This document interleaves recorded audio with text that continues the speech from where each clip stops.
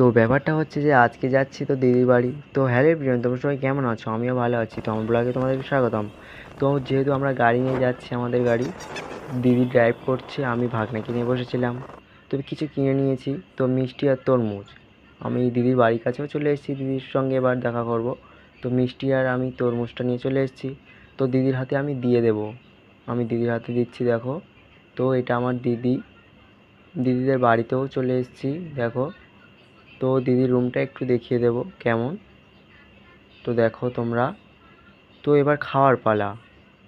তো দেখো, তো দিদি ভর্তা করেছে আর মাছ দিয়ে খাড়া করেছে, আর এখানে ডাল করেছে, আর মাংস কষিয়েছে।